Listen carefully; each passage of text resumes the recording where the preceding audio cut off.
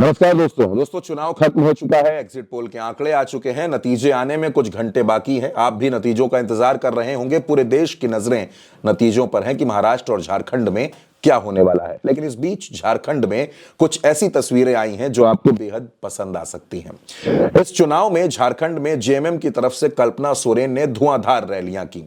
चुनाव के दरमियान तकरीबन 97 रैलियां और चुनाव से पहले तकरीबन 80 से 85 जनसभाएं जो मैया सम्मान यात्रा के दौरान उन्होंने निकाली।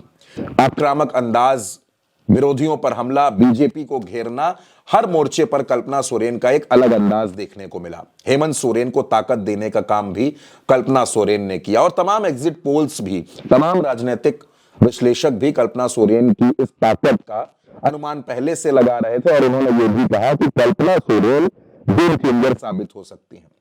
दरअसल जब चुनाव खत्म हुआ उसके बाद कल्पना सोरेन अपनी मां के साथ नजर आई। वो अपनी मां के साथ मौजूद थी और उनके साथ उनके पति हेमंत सोरेन भी मौजूद थे। हेमंत सोरेन की ये तस्वीर आप देखिए। हेमंत सोरेन बैठे हुए हैं और कल्पना सोरेन उनके बालों में चंपी कर रही हैं।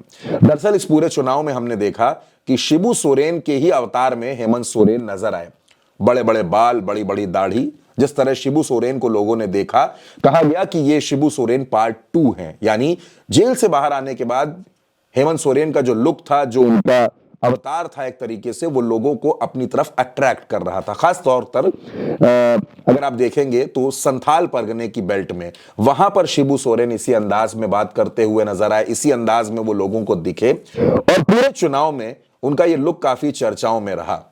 अब वो अपनी पत्नी कल्पना सोरेन के साथ नजर आए। अभी तक कल्पना सोरेन स्टार प्रचारक की भूमिका में थी, लेकिन चुनाव खत्म होते ही वो एक पत्नी की भूमिका में आ गई और हेमंत सोरेन के बालों में चंपी करती नजर आई, उनके साथ गुफ्तगू करती नजर आई। और हेमंत सोरेन के साथ कल्पना सोरेन भी हैं इन तस्वीरों में और हेमंत सोरेन की सास यानी कि कल्पना सोरेन की मां भी मौजूद हैं। कल्पना सोरेन की मां कल्पना सोरेन के बालों में चंपी कर रही हैं और कल्पना सोरेन हेमंत सोरेन के बालों में चंपी करती नजर आई। ये तस्वीरें सोशल मीडिया पर झारखंड मुक्ति मोर्चा की तरफ से सामने आई, कल्पना सोरेन की तरफ से सामने आई।